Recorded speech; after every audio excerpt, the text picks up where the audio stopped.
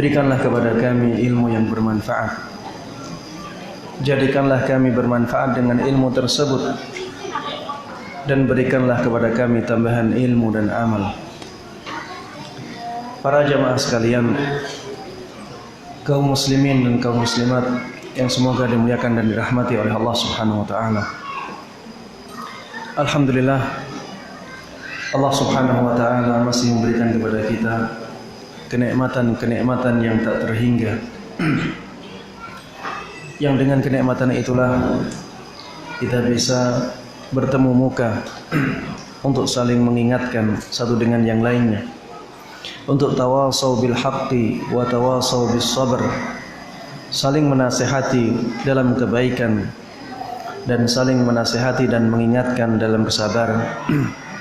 Sungguh ini merupakan kenikmatan yang sangat besar yang Allah berikan kepada kita, dan banyak orang yang tidak menyadari kenikmatan ini.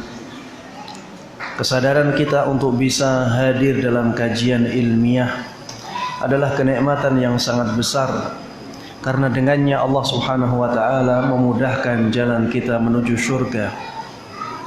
Allah Subhanahu wa taala membukakan pintu-pintu kebaikan di depan kita dengan kita menuntut ilmu agama.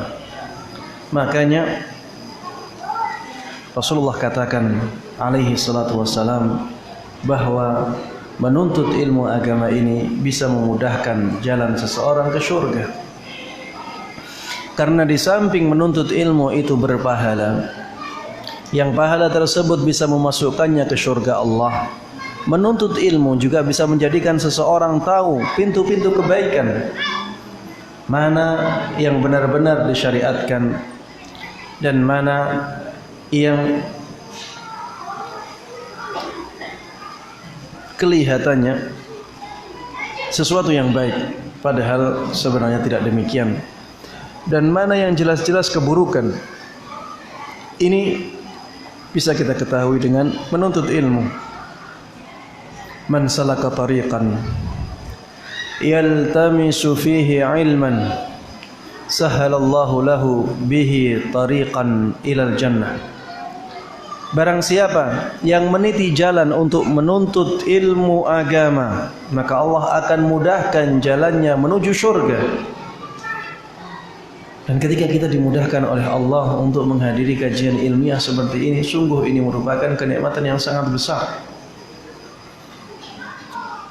Kita banyak yang tidak menyadari bahwa dengan kita menghadiri kajian ilmiah seperti ini, kita dibangga-banggakan oleh Allah di hadapan para malaikatnya.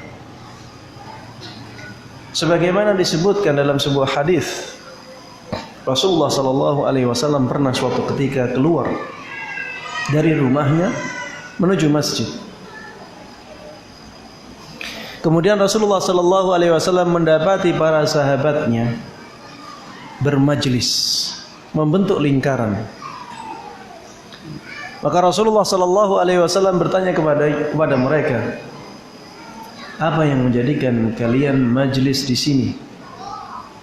Apa yang menjadikan kalian bermajlis di tempat ini? Kata mereka, wahai Rasulullah, kami di sini mengingat-ingat nikmat-nikmat Allah yang Allah berikan kepada kita. Kami di sini mengingat-ingat nikmat Islam dan nikmat-nikmat yang Allah berikan karena keislaman kita. Maka Rasulullah sallallahu alaihi wasallam menanyakan lagi kepada mereka, aku sumpah kalian dengan nama Allah, benarkah kalian bermajlis untuk tujuan itu? Maka mereka mengatakan, iya wahai Rasulullah sallallahu alaihi wasallam. Maka kemudian Rasulullah sallallahu alaihi wasallam mengatakan kepada mereka, sungguh aku tidaklah menuduh kalian berdosa dengan sumpah dengan penyumpahanku tadi. Tapi itu aku lakukan karena tadi malaikat Jibril memberikan kabar kepadaku bahwa Allah membangga-banggakan kalian di hadapan para malaikatnya. karena mereka bermajlis untuk mengingat nikmat Allah. Inilah majlis zikir. Inilah majlis yang bisa mengingatkan seseorang kepada nikmat-nikmat Allah, kepada agama Islam, kepada hari akhir. Dan sungguh hadir di majlis seperti ini kenikmatan yang luar biasa. Lihatlah hadis yang lain yang Rasulullah sebutkan, wa majtama'a qaumun fi baitin min buyutillah. Tidaklah suatu kaum bermajlis, berkumpul di salah satu dari rumah-rumah Allah seperti kita ini, berkumpul di masjid. Yatluna kitab Allah, membaca kitabullah. Kita di majlis ini membaca beberapa ayat yang Allah sebutkan di dalam kitabnya. Wa yatadarasunahu bainahum, bermudarasah, mempelajari ayat-ayat tersebut. Kita di sini membahas ayat-ayat itu maksudnya apa? Illa nazalat alaihimus sakinah. Orang-orang yang demikian akan merasakan ketenangan. Allah turunkan ketenangan ke dalam hati-hati kita dalam majlis seperti ini. Tidakkah kita merasakan itu? Sungguh ya, ana dulu yang merasakan sendiri ketika ana bermajlis di Masjid Nabawi bersama Syekh Abdul Muhsin Al-Abbad yang ketika itu punya majlis hadis. Saya merasakan adanya kenikmatan yang luar biasa dalam hati. Dan dengan kenikmatan tersebut saya lupa dengan kepenatan, kelelahan yang ada dalam diri. Ketika bermajlis ada rasa yang nikmat, ada ketenangan di dalam hati, karena memang Allah menghendakinya demikian. Illa nazalat alaihimus sakinah. Ada ketenangan yang turun ke hati kita. Wa ghasyiyatuhumur rahmah. Rahmat akan melingkupi orang-orang yang demikian, bermajlis di rumah-rumah Allah untuk mempelajari kitabullah dan juga syariat Islam yang lainnya. Wa haffathumul malaikah, malaikat-malaikat mengurumuni kita walaupun kita tidak melihat mereka, tapi Rasulullah katakan demikian. Rasulullah katakan demikian, maka majlis yang seperti ini majlis yang sangat mulia. Wa dzakarahumullahu fi man indah. Ini yang disebutkan, dijelaskan oleh hadis tadi. Dan Allah menyebutkan, membanggakan mereka orang-orang yang bermajlis ilmu di rumah-rumah Allah di hadapan para malaikatnya. Ini sungguh kenikmatan yang luar biasa yang harusnya kita kejar. Kalau kita dengar ada kajian ilmiah, harusnya kita berusaha untuk menghadirinya, karena ini keutamaan yang luar biasa yang membangga-banggakan kita, bukan makhluk. Sekarang yang membangga-banggakan kita di hadapan para malaikatnya adalah pencipta kita, Allah Subhanahu wa ta'ala, Zat yang maha mulia, Zat yang maha besar. Makanya ini sungguh kemuliaan yang luar biasa, maka harusnya kita berusaha untuk mendapatkan dan melakukannya. Tayyib, para jamaah sekalian, kaum muslimin dan kaum muslimat, a'azzani Allah wa iyyakum. Semoga Allah Subhanahu wa ta'ala memberikan kemuliaan dan kekuatannya kepada kita semuanya. Pada kesempatan kali ini saya ingin membahas tentang suatu amalan yang sangat kita butuhkan, yaitu berdakwah kepada Allah Subhanahu wa ta'ala, mengajak manusia agar mereka mengikuti syariat Allah. Inilah berdakwah kepada Allah. Ini merupakan amalan yang sangat luar biasa. Dari amalan ini kita bisa mendapatkan pahala yang terus mengalir, pahala jariyah yang terus mengalir walaupun kita sudah meninggal. Dan ini yang harusnya menjadi fokus perhatian dalam kehidupan kita. Kita hidup di dunia tidak akan lama. Sudah banyak yang mendahului kita. Sudah banyak yang membuktikan ini. Di dunia tidak akan lama, hanya sebentar. Makanya kita harus punya amalan-amalan yang tetap menghasilkan pahala walaupun kita sudah tidak di dunia ini. Walaupun kita sudah mati, kita harusnya punya amalan-amalan itu. 3 amalan yang akan menjadikan kita mendapatkan terus pahalanya walaupun kita sudah mati, sebagaimana disabdakan oleh Nabi kita Muhammad SAW adalah yang pertama, sedekah jariyah, yaitu wakaf. Kalau kita bisa mewakafkan sesuatu, maka wakafkan. Idza matal insan inqata'a anhu 'amaluhu illa min 3. Apabila seseorang meninggal, semua amalan dia terputus kecuali 3 amalan. Sedekah jariyah. Yang pertama adalah sedekah jariyah, sedekah yang terus mengalir. Maksudnya adalah wakaf. Jadi bendanya terus ada dan bisa dimanfaatkan oleh kaum muslimin. Wakaf ini ya bisa berupa masjid, bisa berupa sekolah, bisa berupa ya sawah, bisa berupa misalnya sumur, ya bisa berupa yang lainnya. Bahkan bisa berupa badan usaha. Bisa berupa hotel. Ustaz, bagaimana wakaf berupa hotel ini? Iya, wakaf berupa hotel. Badan usaha tersebut terus berjalan, tapi itu milik umat. Hasilnya untuk umat. Ini ya sangat besar pahalanya. Walaupun kita sudah meninggal, jika badan usaha tersebut terus memberikan hasilnya kepada kaum muslimin, maka kita akan mendapatkan pahala dari sana. Yang kedua, au ilmin yuntafa'u bih, atau ilmu yang dimanfaatkan oleh manusia. Dan ilmu tersebut tidak mungkin bisa dimanfaatkan oleh manusia kecuali dengan berdakwah. Dakwah ini tidak harus dengan suara. Dakwah ini bisa berupa tulisan, ya, bisa berupa amal perbuatan, ya, bisa berupa suara.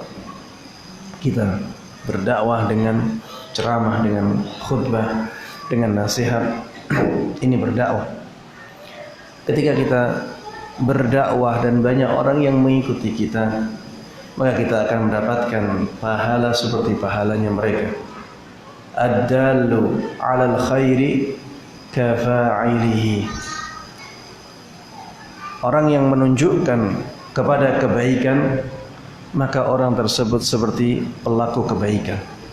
Man dalla 'ala khairin falahu ajru fa'ilih. Barang siapa yang menunjukkan kepada kebaikan, maka baginya pahala orang yang melakukannya.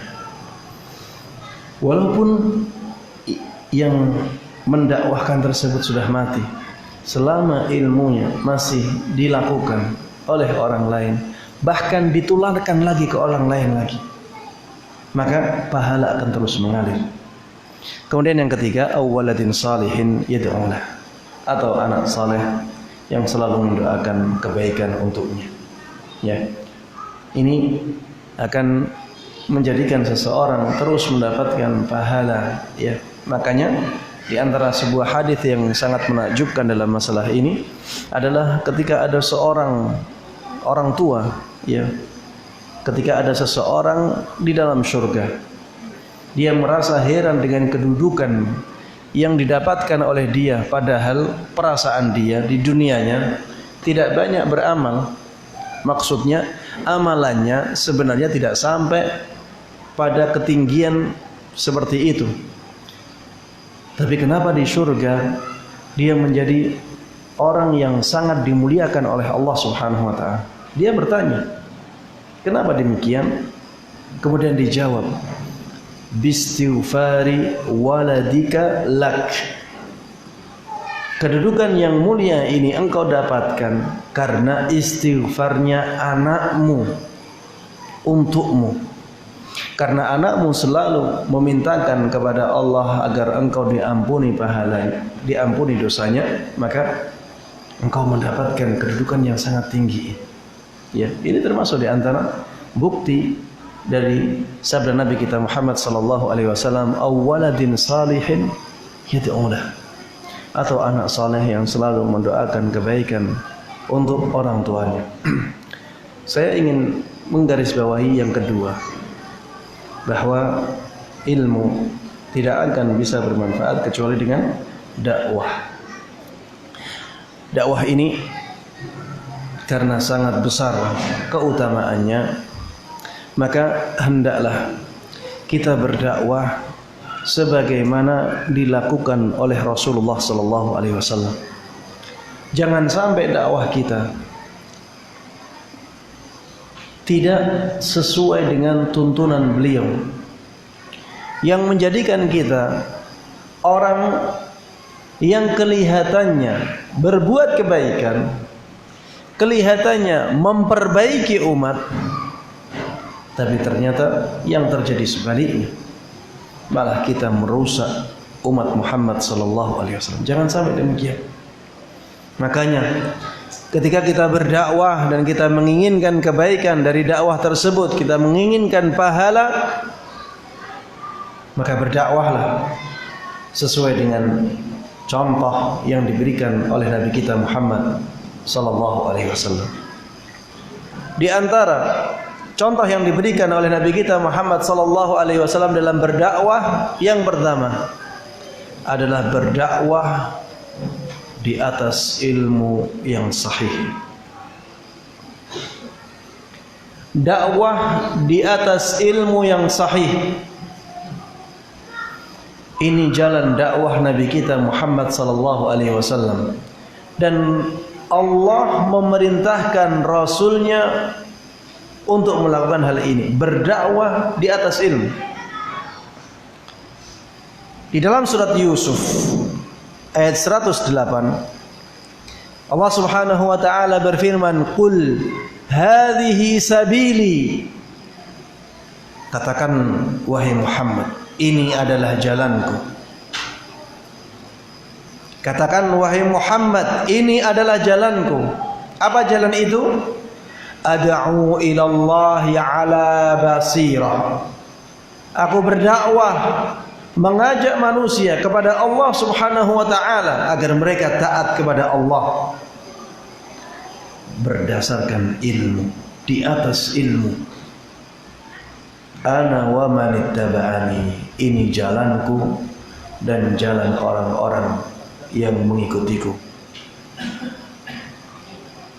Ya. Inilah jalan dakwah Nabi kita Muhammad sallallahu alaihi wasallam.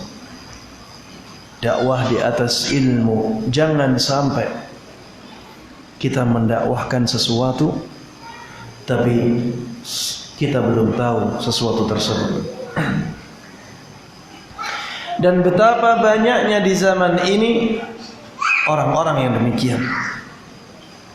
Tidak tahu ilmunya tapi dia mendakwahkan hal tersebut. Makanya jangan heran ada orang-orang yang mendakwahkan untuk pergi ke gereja. Katanya toleransi. Katanya toleransi. Dan ini bentuk kejahilan yang luar biasa. Toleransi di dalam Islam sudah digariskan oleh Allah, lakum dinukum waliyadin. Sudah cukup kita tidak mengganggu mereka. Tapi jangan sampai kita ikut-ikutan dengan ibadah mereka. Kita juga tidak minta mereka beribadah seperti ibadahnya kita. Lana a'maluna walakum a'malukum. Bagi kami amalan-amalan kami, bagi kalian amalan-amalan kalian. Ini toleransi yang sesuai dengan ilmu yang sahih, bukan toleransi yang kebablasan.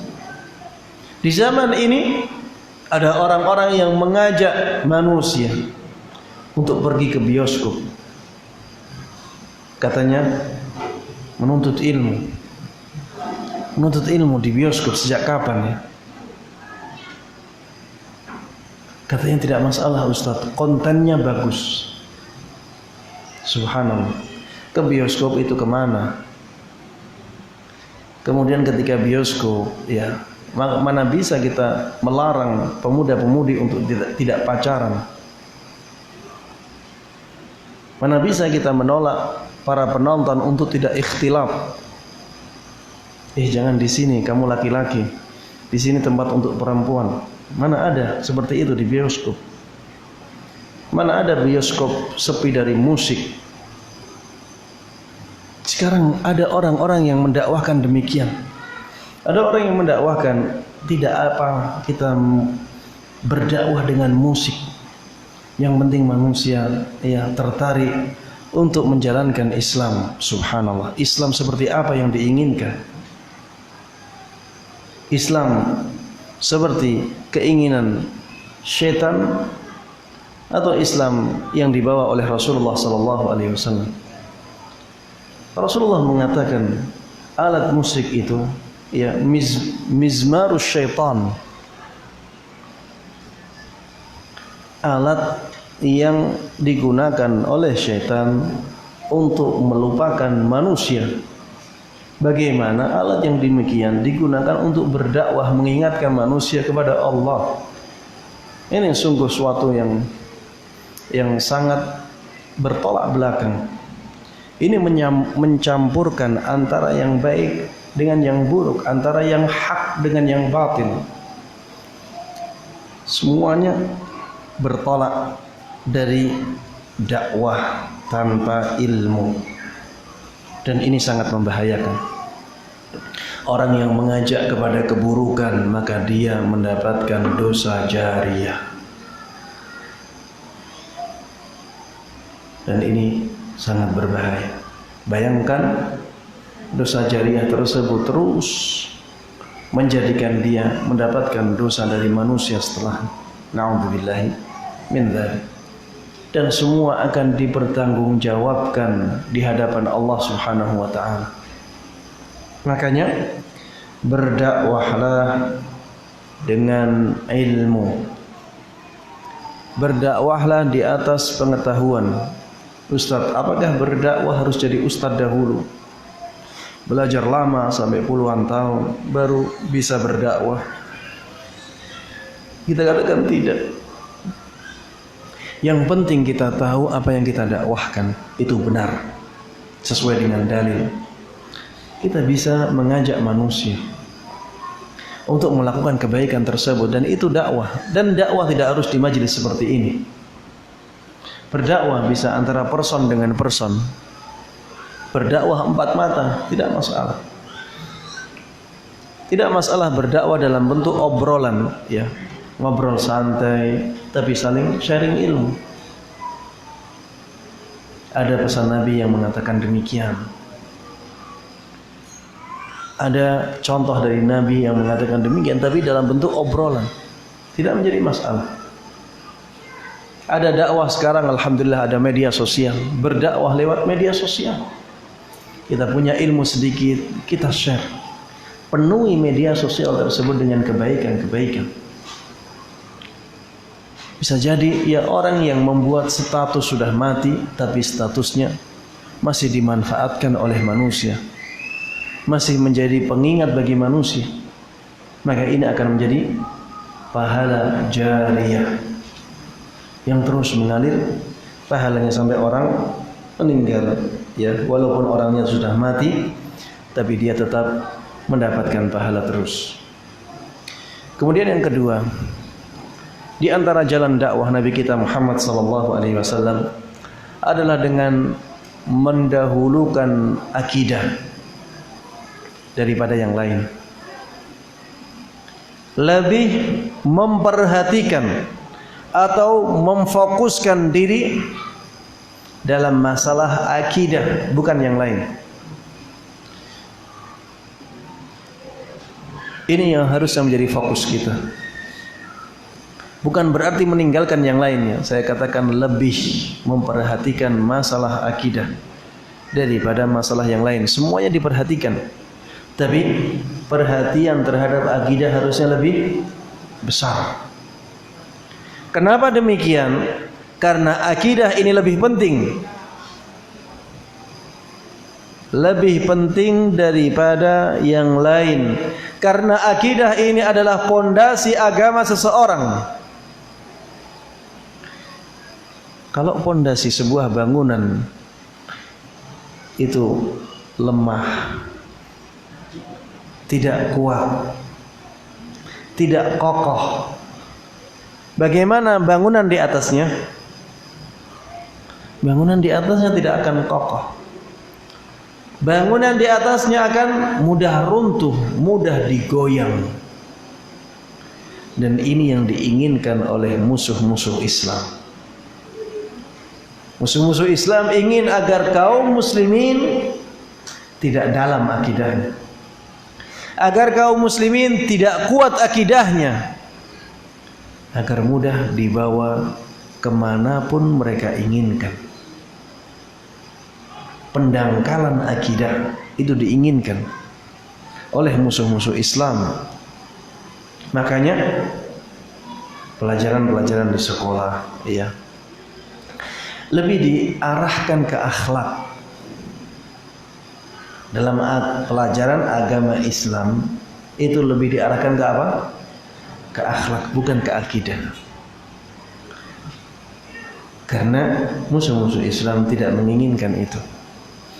Kalau kaum muslimin akidahnya kuat, maka mereka akan menguatkan Islam.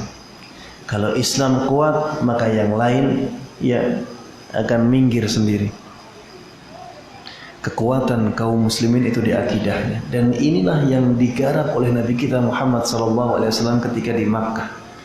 Bayangkan 13 tahun 13 tahun Rasulullah SAW lebih memperhatikan akidahnya, akidah umat,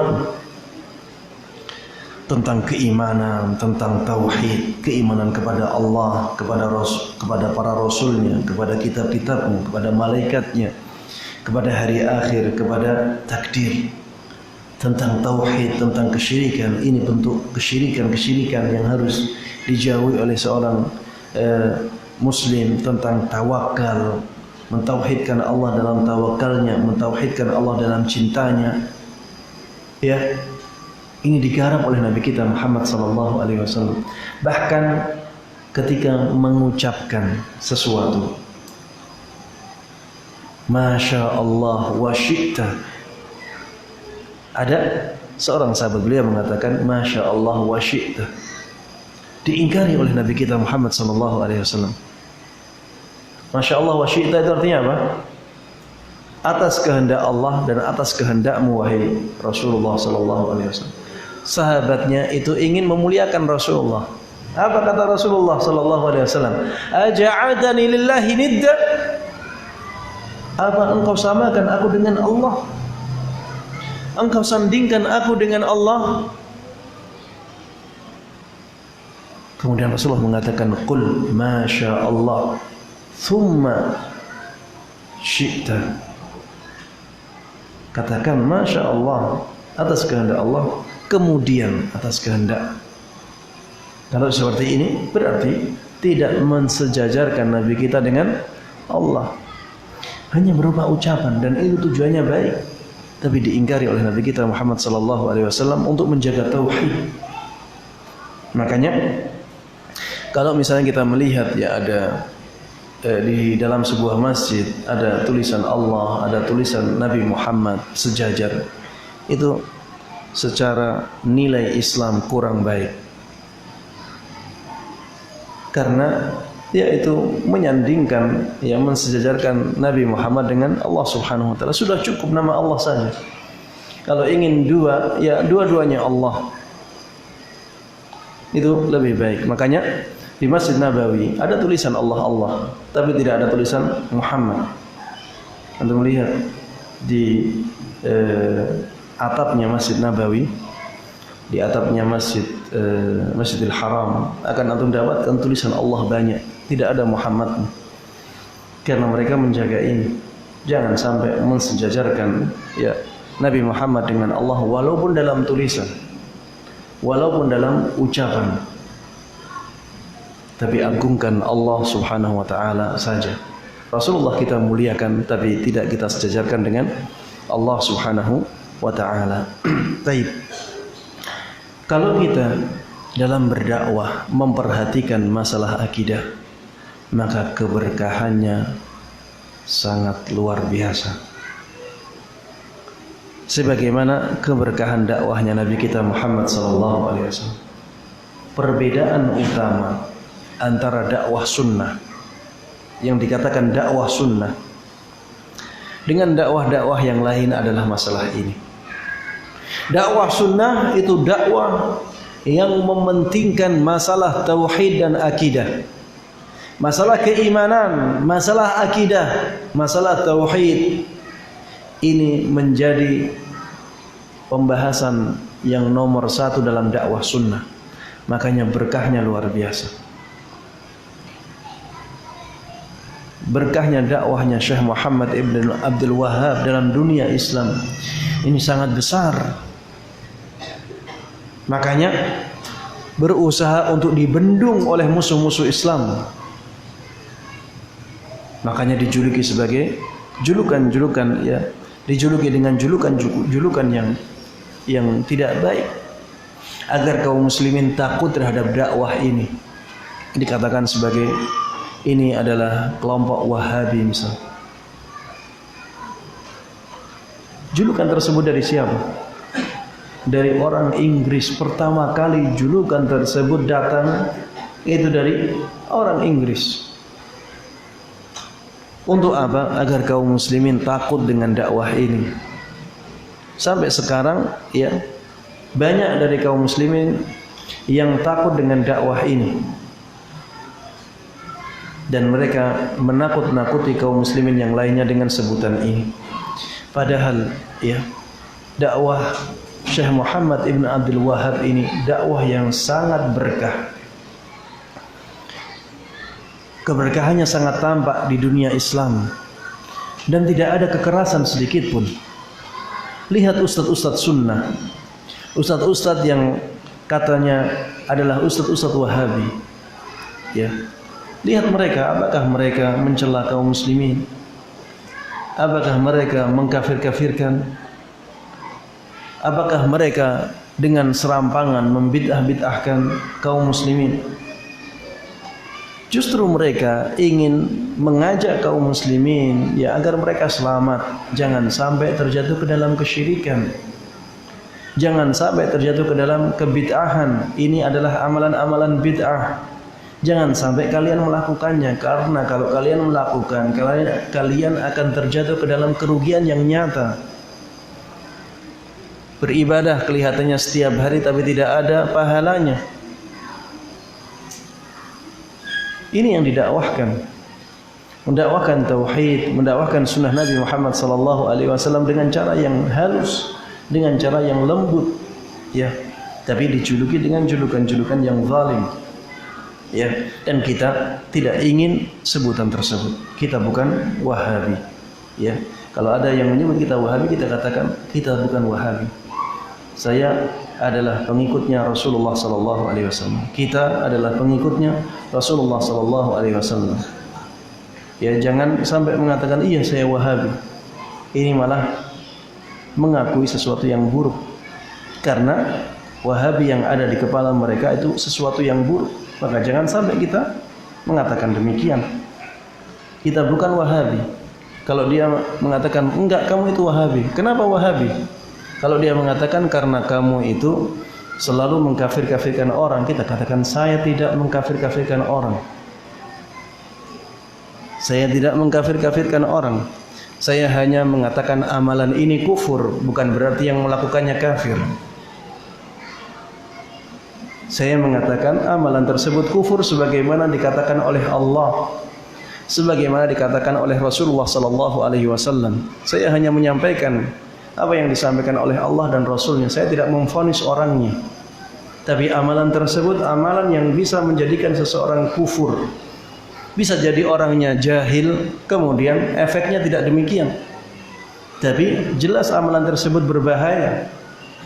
Dan itu bisa menjadikan seseorang kafir walaupun tidak seperti itu. Tidak selamanya menjadikan orang kafir, tapi amalan tersebut membahayakan. Dalam masalah bid'ah juga demikian. Amalan ini adalah amalan yang tidak diajarkan oleh Rasulullah, ini bid'ah, jangan dilakukan. Bukan berarti pelakunya langsung kita vonis bid'ah atau ahli bid'ah, tidak.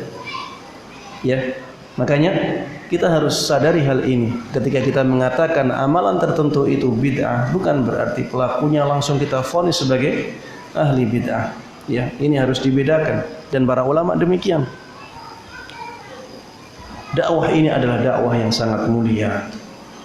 Dakwah ini adalah dakwah yang mengajarkan manusia, kaum muslimin di Indonesia, untuk taat dan patuh kepada pemerintah yang sah.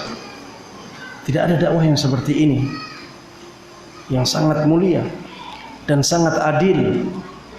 Dakwah yang benar-benar sesuai dengan Al-Quran dan Sunnah sebagaimana difahami oleh generasi terbaik dari umat ini, yaitu para sahabat Nabi kita Muhammad sallallahu alaihi wasallam.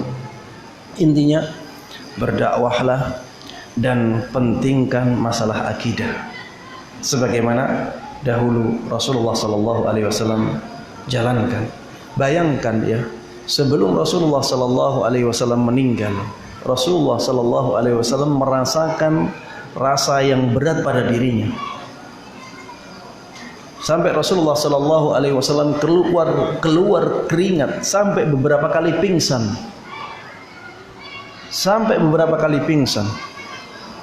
Tapi Rasulullah masih mengingatkan umatnya agar mereka tidak terjatuh ke dalam kesyirikan. Rasulullah sallallahu alaihi wasallam ketika itu mengatakan, la'natullah 'alal yahudi wan nasara ittakhadhu qubur anbiya'ihim masajid. Semoga laknat Allah dijatuhkan kepada orang-orang ahlul kitab, orang-orang Yahudi dan orang-orang Nasrani, karena mereka menjadikan kuburan-kuburan nabi mereka sebagai masjid, yang akhirnya mereka terjatuh ke dalam kesyirikan. Ini diucapkan oleh Rasulullah sallallahu alaihi wasallam di akhir hayat beliau. Karena Rasulullah sangat mementingkan masalah akidah. Kita juga demikian. Ketika kita berdakwah, ikutilah cara Rasulullah sallallahu alaihi wasallam dan pentingkan masalah akidah. Insyaallah keberkahan dakwah kita menjadi semakin besar sebagaimana besarnya berkah dakwahnya Rasulullah sallallahu alaihi wasallam. Kemudian yang ketiga,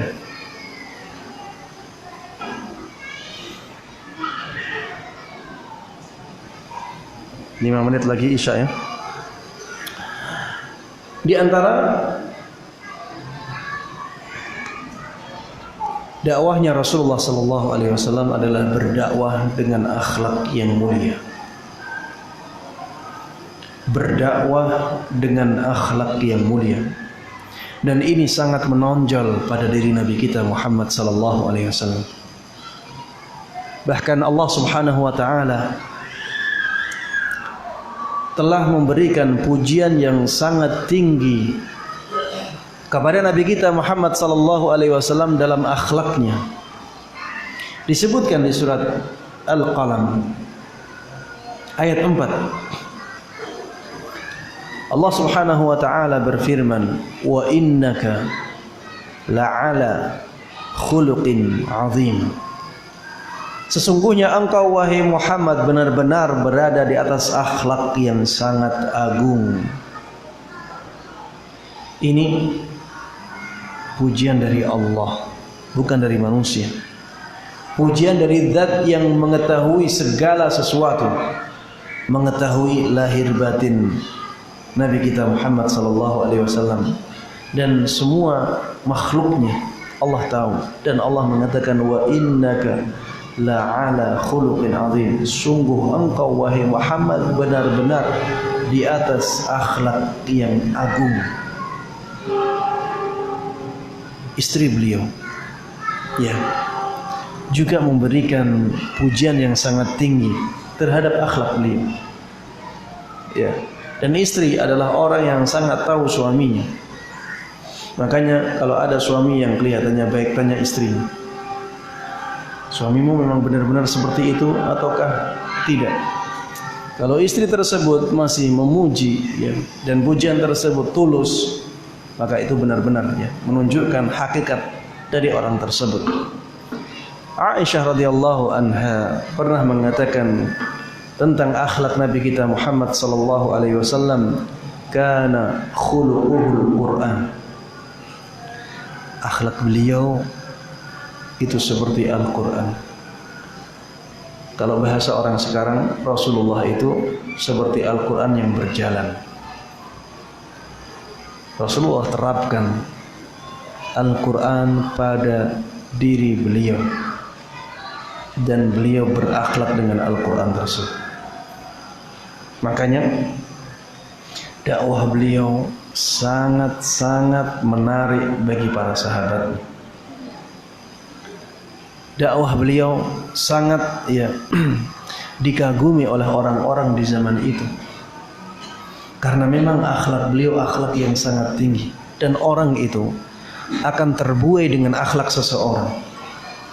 Orang itu akan mencintai orang-orang yang akhlaknya mulia, dan ini fitrah manusia. Orang akan kagum dengan akhlak. Makanya ketika berdakwah, kita harus berusaha untuk memperbaiki akhlak.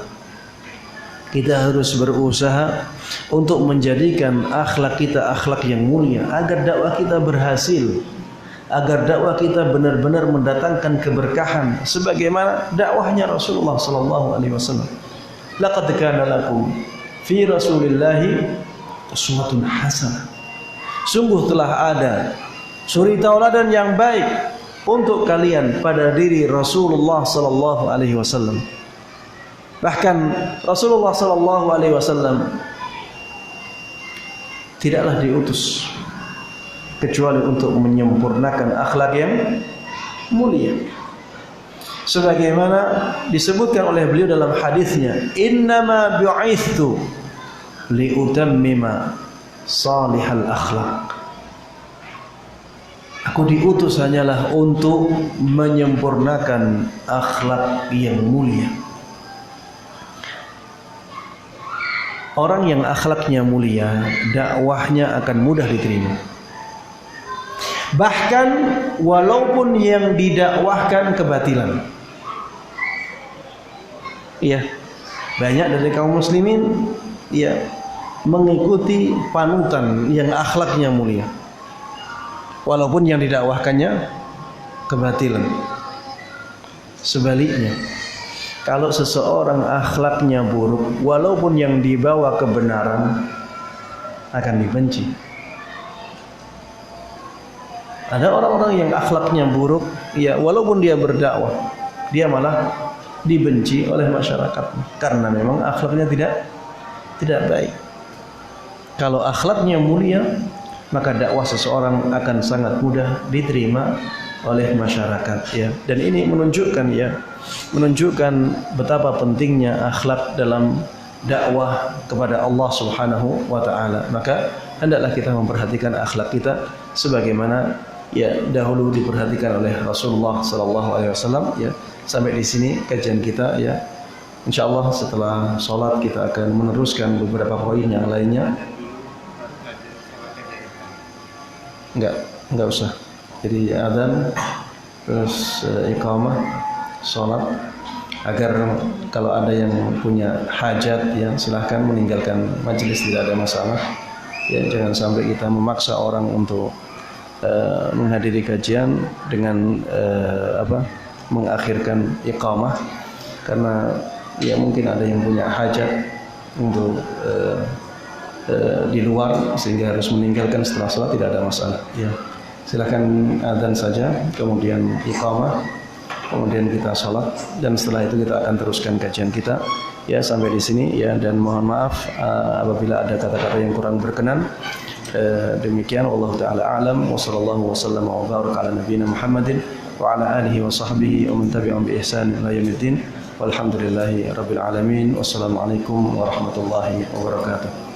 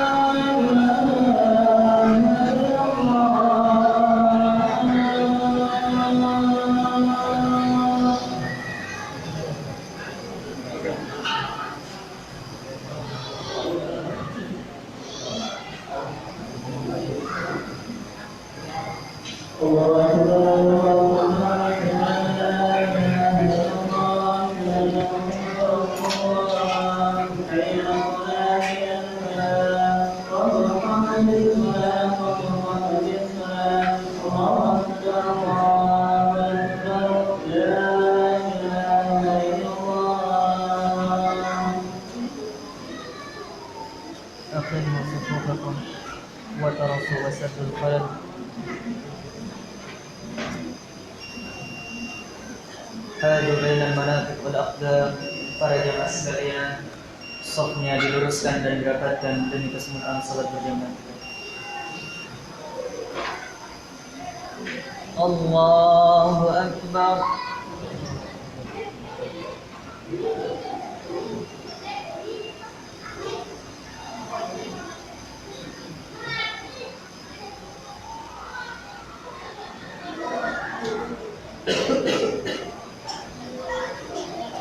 Alhamdulillahi Rabbil Alamin, Ar-Rahmanir Rahim, Maliki Yawmiddin.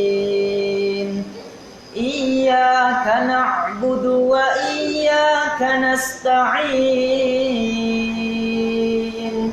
Ihdinas siratal mustaqim, siratal ladzina an'amta 'alaihim, ghairil maghdubi 'alaihim waladdallin.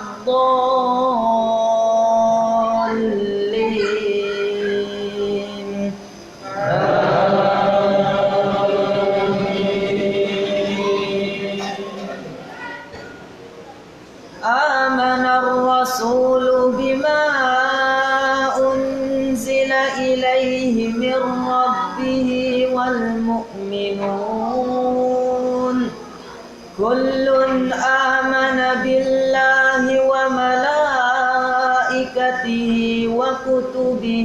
ورسله لا نفرق بين أحد من رسله وقالوا سمعنا وأطعنا غفرانك ربنا وإليك المصير لا يكلف الله نفسا إلا وسعها لها ما كسبت وعليها ما اكتسبت ربنا لا تؤاخذنا إن نسينا أو أخطأنا ربنا ولا تحمل علينا إصرا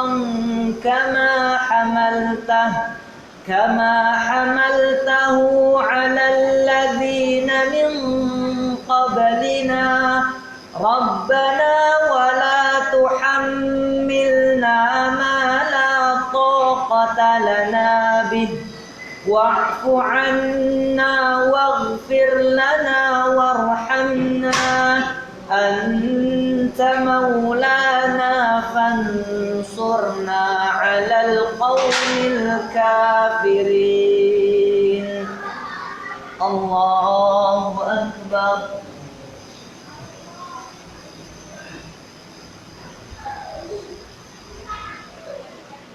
سمع الله لمن حمده الله أكبر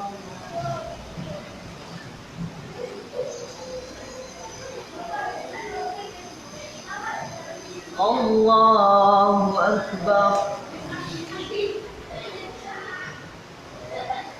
الله أكبر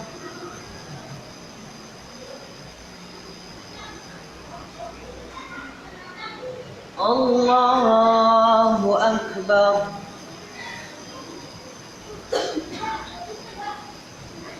الحمد لله رب العالمين الرحمن الرحيم مالك يوم الدين إياك نعبد وإياك نستعين اهدنا الصراط المستقيم صراط الذين أنعمت عليهم غير المغضوب عليهم ولا الضالين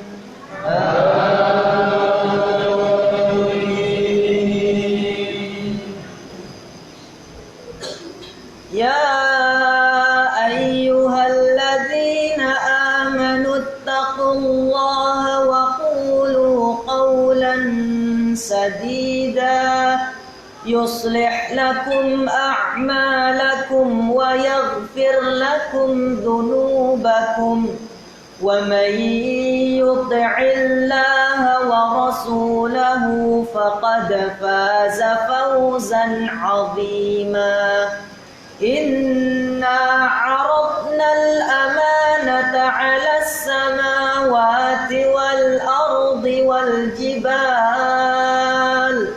فأبين أن يحملنها وأشفقن منها وحملها الإنسان إنه كان ظلوما جهولا ليعذب الله المنافقين والمنافقات والمشركين والمشركات ويتوب الله على المؤمنين والمؤمنات وكان الله غفورا رحيما الله أكبر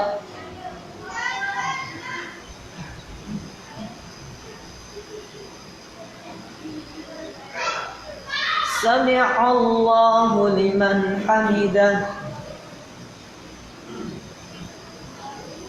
الله أكبر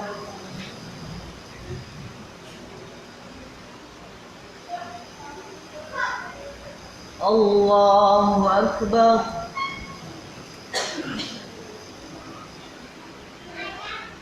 الله أكبر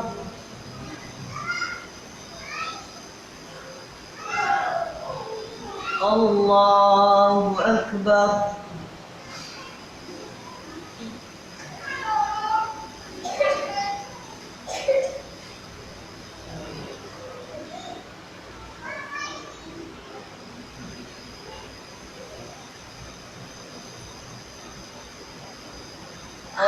الله أكبر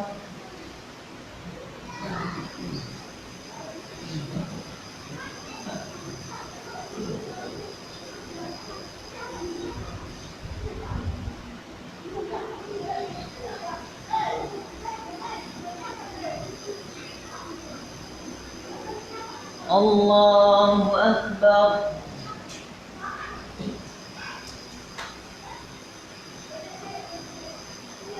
سمع الله لمن حمده الله أكبر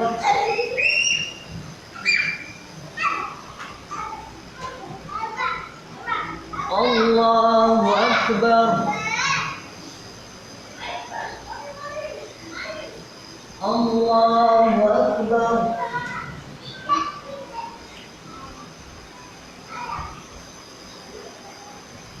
الله أكبر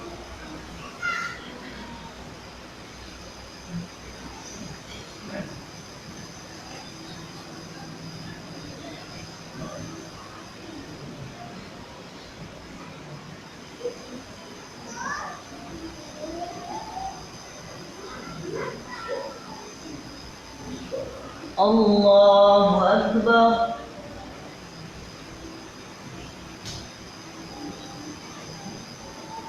سمع الله لمن حمده الله أكبر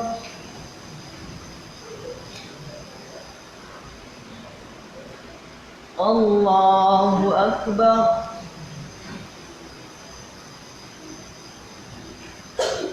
الله أكبر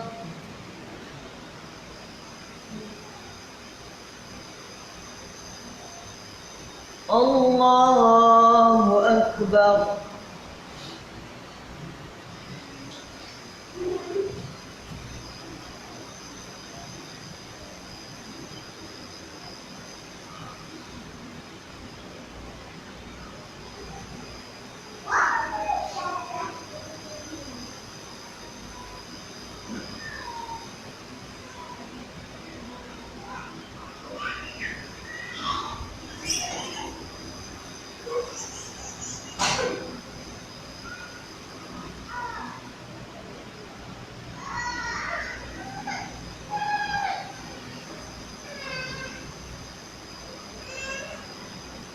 السلام عليكم ورحمة الله السلام عليكم ورحمة الله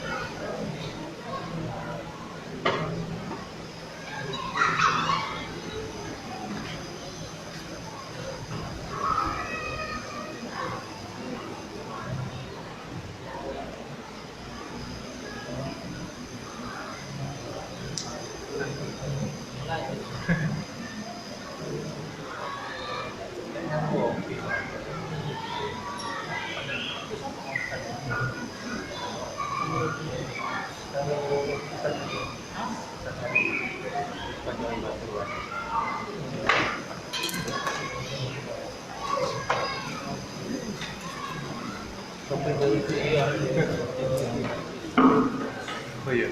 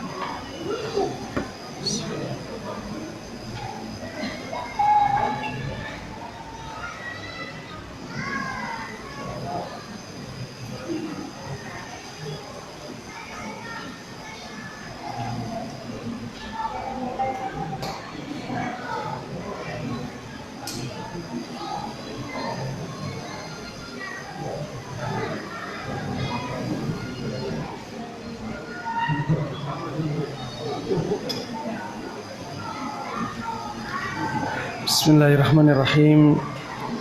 Assalamualaikum warahmatullahi wabarakatuh. Alhamdulillahi rabbil alamin.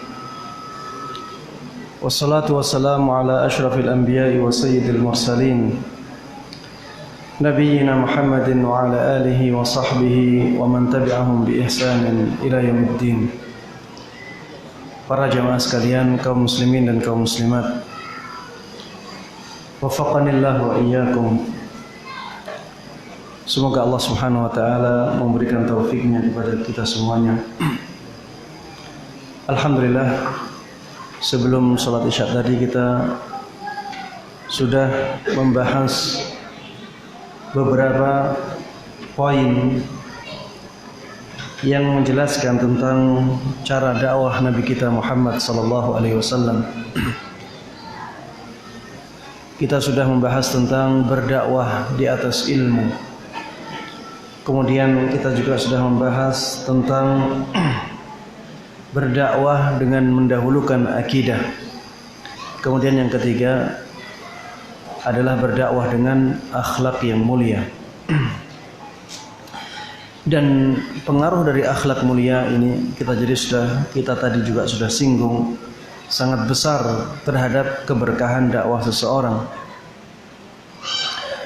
Makanya ada orang-orang yang membawa kebatilan, dakwahnya tetap diterima ketika masyarakat melihatnya berakhlak mulia, berakhlak baik. Sebaliknya, ada orang-orang yang membawa kebenaran tapi dakwahnya dibenci, tidak diterima karena masyarakat melihat akhlaknya kurang baik. Karena memang akhlak ini sangat mempengaruhi kecintaan manusia kepada seseorang. Dan ketika manusia sudah mencintai seseorang, ya, maka manusia akan mendengar apa yang dikatakan oleh orang tersebut. Manusia akan mendengar ajakan-ajakan dia. Itulah yang menjadikan akhlak yang mulia ini sangat penting dalam dakwah kita kepada Allah Subhanahu wa taala. Dan sangat banyak contoh-contoh yang diberikan oleh Rasulullah sallallahu alaihi wasallam dalam dakwah beliau dengan akhlak beliau. Seperti misalnya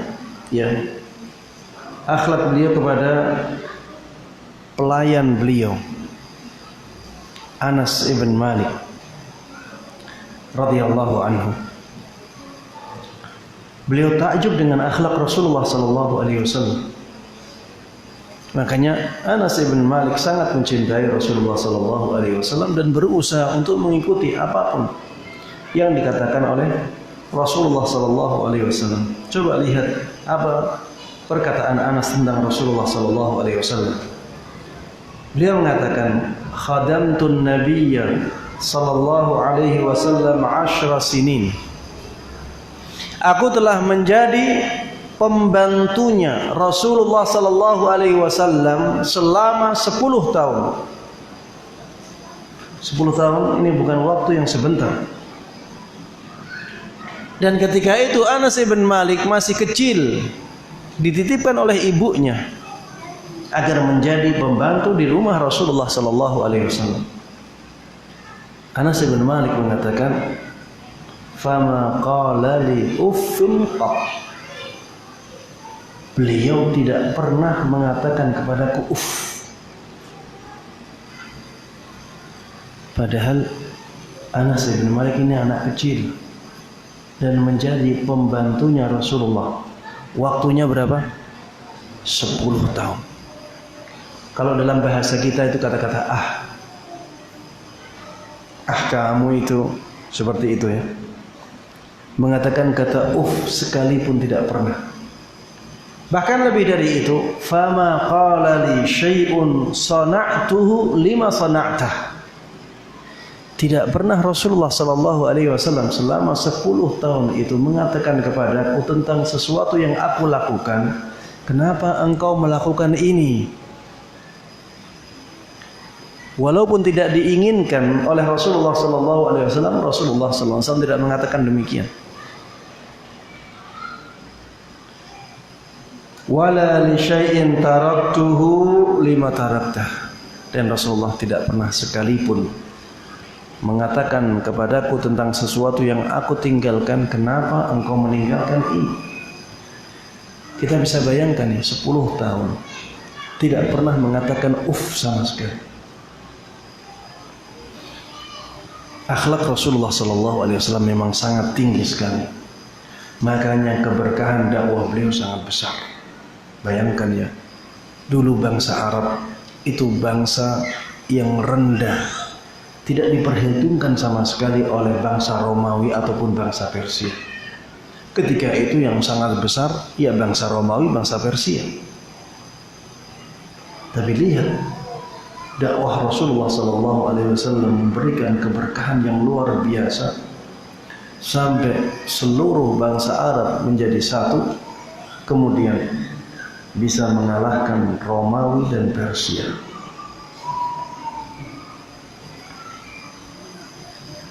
Karena memang ya dakwah tersebut adalah dakwah yang hak, dakwah yang dibantu, ditolong oleh Allah Subhanahu wa taala.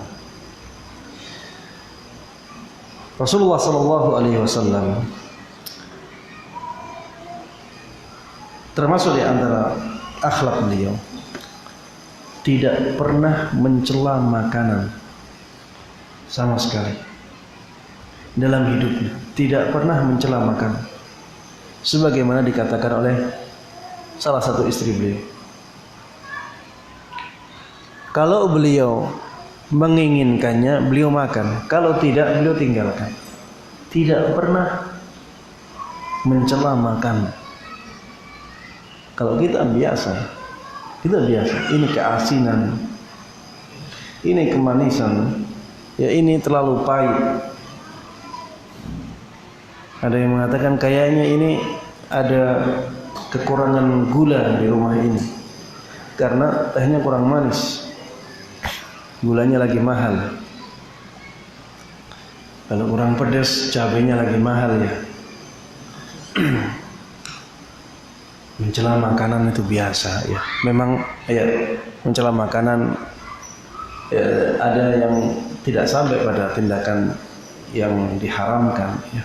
Tapi karena tingginya akhlak Rasulullah SAW, beliau tidak pernah mencela makanan sekalipun di dalam hidupnya. Sangat menakjubkan. Bahasa Rasulullah SAW juga sangat santun. Walau kunta faddan ghalidhal qalbi lam faddu min hawlik. Wahai Muhammad, seandainya engkau kata-katamu kasar, hatimu keras, maka sahabat-sahabatmu akan meninggalkanmu.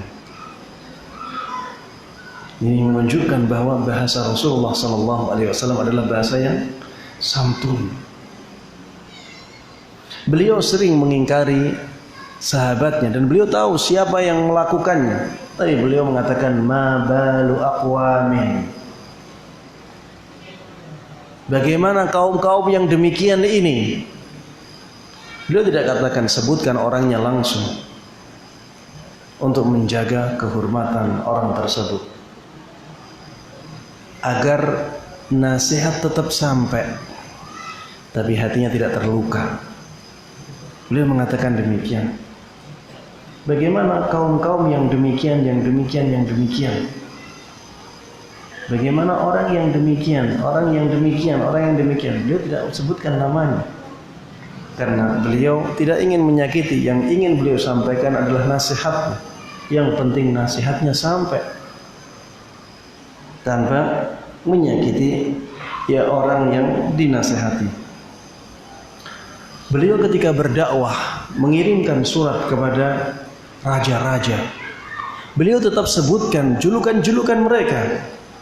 Ila Hirakal azimir Rum, kepada Hirakal, ya, rajanya, raja yang mulia dari Romawi. Ilal Muqawqis azimul Qibt, kepada Raja Muqawqis yang menjadi raja dari bangsa Mesir, Qibtiyah. Ila Kisra azimi Faris, kepada Raja Kisra. Yang Kisra ini ia sebutan Raja Persia di zaman dahulu. Mungkin kalau dalam bahasa Indonesia kekaisaran, kepada Kaisar Persia. Orang yang agung, yang diagungkan di Persia. Salamun ala man ittaba'al huda, semoga keselamatan kepada orang yang mengikuti petunjuk. Tidak mengatakan kalian itu sesat, kalian itu dalam kekufuran, tapi mengatakan salamun ala man ittaba'al huda, semoga keselamatan bagi orang-orang yang mengikuti petunjuk. Ya, ada waktu-waktunya mengatakan ini sesat, mengatakan ini salah.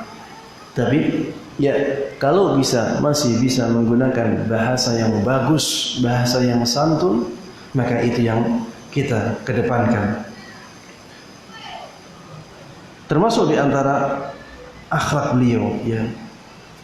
Beliau pernah di Fathu Makkah, sahabat Abu Bakar radhiyallahu anhu membawa ayahnya Abu Quhafah kepada Rasulullah sallallahu alaihi wasallam.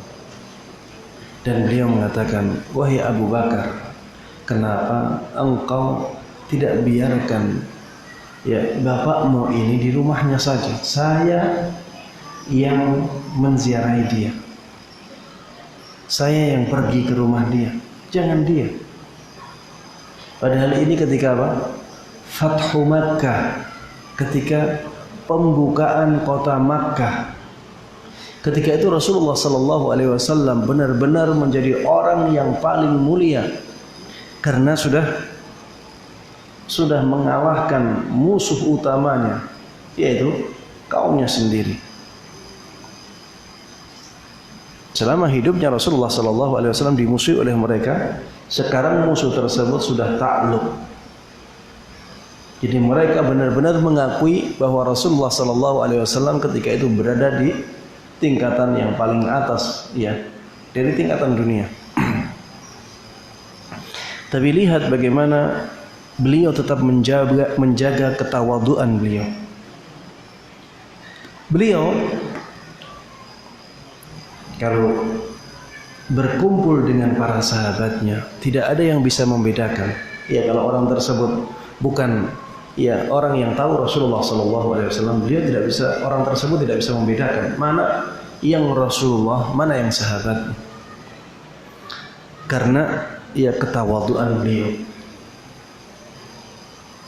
Akhlak yang mulia seperti inilah yang menjadikan dakwah beliau sangat berkah dan sangat berhasil.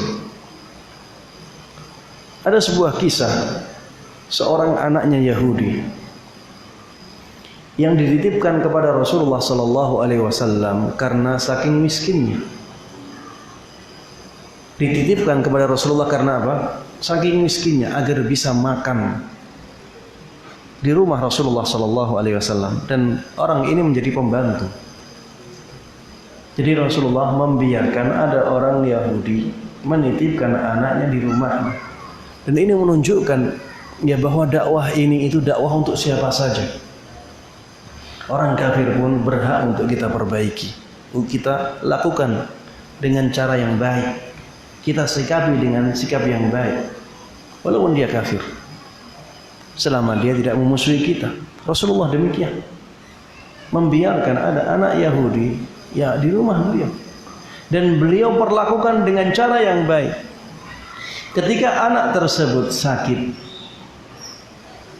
Rasulullah jenguk. Ketika Rasulullah Sallallahu Alaihi Wasallam melihat anak ini benar-benar akan mati, Rasulullah katakan kepada anak itu, "Qul la ilaha illallah." Katakan la ilaha illallah. Maka anak tersebut melihat ke ayahnya. Ketika anak tersebut melihat ke ayahnya, ayah tersebut mengatakan, "Ati Abul Qasim." Iakan ajakan Abu Qasim, yaitu Rasulullah Sallallahu Alaihi Wasallam. Kemudian anak tersebut mengatakan la ilaha illallah dan akhirnya meninggal.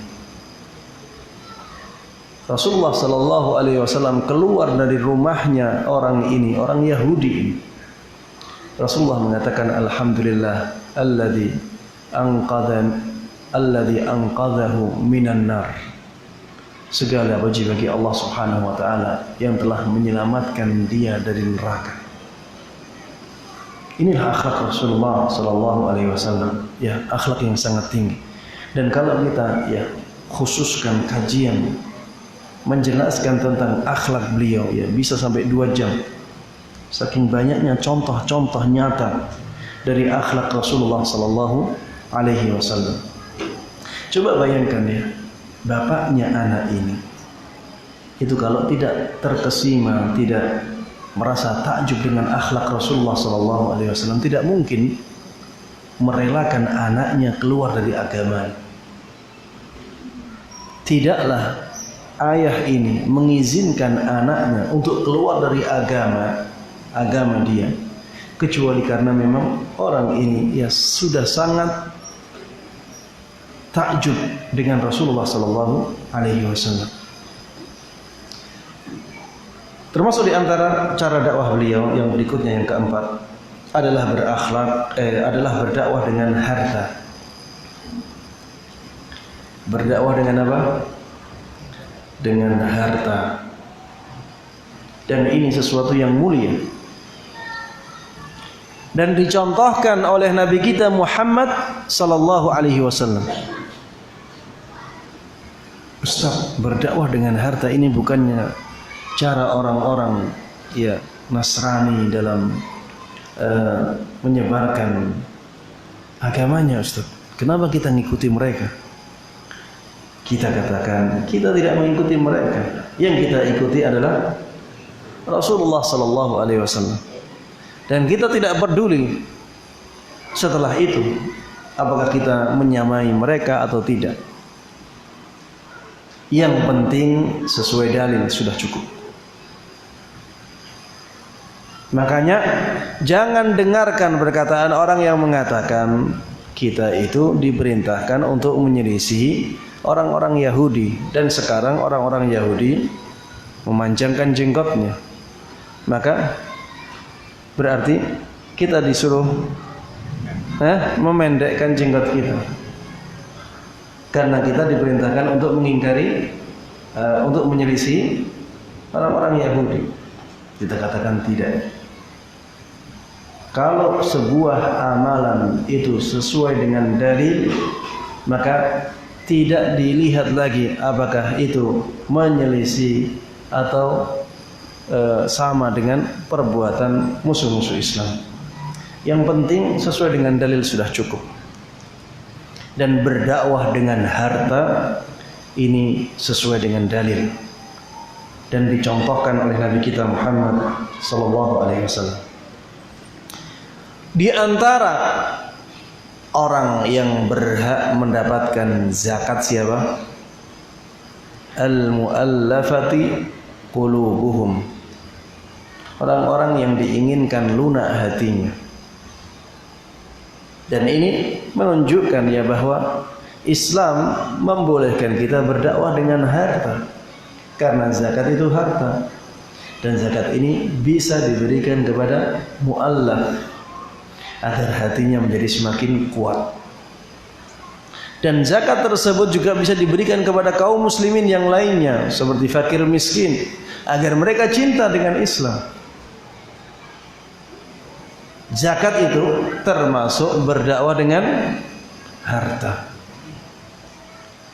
Rasulullah sallallahu alaihi wasallam katakan tahadu, tahabbu.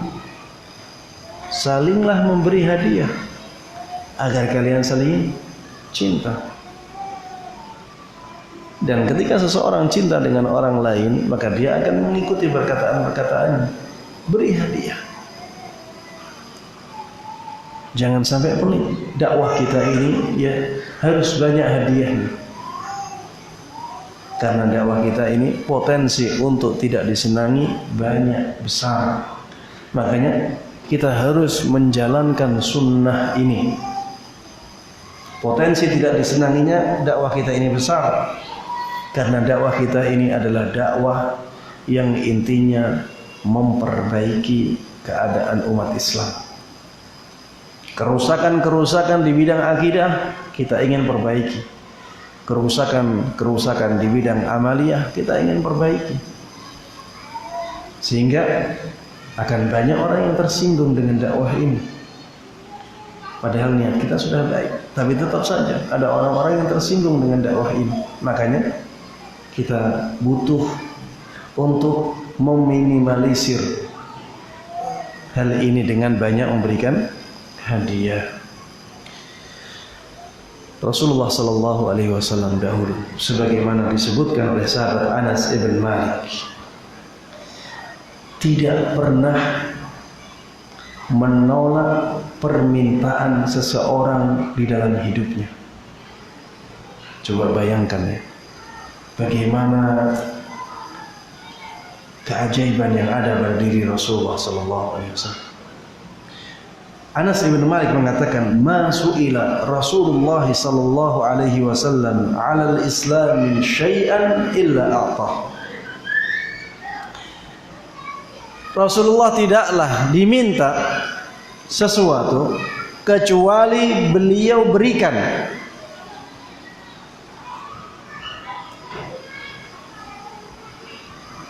Faja'ahu rajulun fa'atahu ghanaman baina jabalain.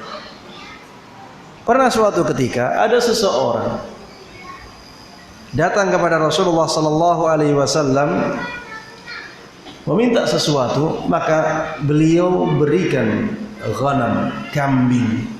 Sebanyak apa kambingnya? Sebanyak lembah yang ada di antara dua gunung. Kambingnya banyaknya sebanyak ya kambing yang berada di lembah di antara dua gunung, banyak sekali. Faraja'a ila qaumi, maka orang itu pun akhirnya kembali ke kaumnya. Dan orang tersebut mengatakan, "Ya qaum, wahai kaumku, aslimu. Masuklah kalian Islam semuanya. Fa inna Muhammadan yu'ti 'ata'an la yakhshal faqah." Karena Muhammad itu orang yang ketika memberi dia tidak takut miskin sama sekali. Coba bayangkan orang ini dapat hidayahnya dengan apa? Dengan harta. Dengan semangatnya beliau untuk memberikan sedekah, untuk memberikan hadiah. Akhirnya dia memerintahkan kepada kaumnya agar mereka masuk Islam. Bukti benarnya Islam adalah keadaan Rasulullah sallallahu alaihi wasallam yang tidak takut miskin ketika memberikan sesuatu. Bayangkan ya, ini kambing sebanyak lembah yang ada di antara dua gunung, ini sangat banyak sekali. Makanya orang ini takjub. Dan akhirnya orang ini masuk Islam. Dari Anas juga radhiyallahu anhu, dia mengatakan, "Innar rajul la yuslim ma yuridu illa dunya." Sungguh di zaman Rasulullah sallallahu alaihi wasallam ada orang yang dia masuk Islam Tidaklah dia masuk Islam kecuali hanya menginginkan dunia. Dia masuk Islam itu inginnya apa? Dapat dunia. Fama yuslim hatta yakuna al-islamu ahabba ilaihi minad dunya wa ma fiha. Tapi akhirnya setelah dia masuk Islam, dia menjadi baik Islamnya sehingga Islam lebih dia cintai daripada dunia seisinya. Yang ingin saya garis bawahi di sini, orang tersebut tidaklah masuk Islam kecuali mengharapkan apa? Dunia. Berarti Rasulullah sallallahu alaihi wasallam mendakwahinya dengan harta. Karena orang tersebut tidaklah masuk Islam kecuali ingin mendapatkan harta. Safwan ibn Umayyah diberikan oleh Rasulullah sallallahu alaihi wasallam agar masuk Islam dengan pemberian 300 unta di perang Hunain. Safwan ibn Umayyah sampai mengatakan, wallahi, demi Allah, laqad a'tani Rasulullah sallallahu alaihi wasallam yawma Hunain wa innahu la abghadun nasi ilayya. Demi Allah, Rasulullah sallallahu alaihi wasallam benar-benar telah memberikan kepadaku di perang Hunain. Ketika itu dia adalah orang yang paling aku benci di dunia ini. Jelas orang ini bukan orang muslim. Kalau seorang muslim tidak mungkin membenci Rasulullah sallallahu alaihi wasallam. Baik, setelah itu apa mengatakan? Setelah itu mengatakan apa? Fama zala yu'tili hatta sara wa innahu la ahabbun nasi ilayya. Tapi karena beliau selalu memberikan aku lagi, sampai beliau menjadi orang yang paling aku cintai di muka bumi. Safwan ibn Umayyah ini asalnya meminta 100 unta, Rasulullah kasih. Minta 100 unta lagi, Rasulullah kasih. Minta 100 unta lagi, Rasulullah kasih.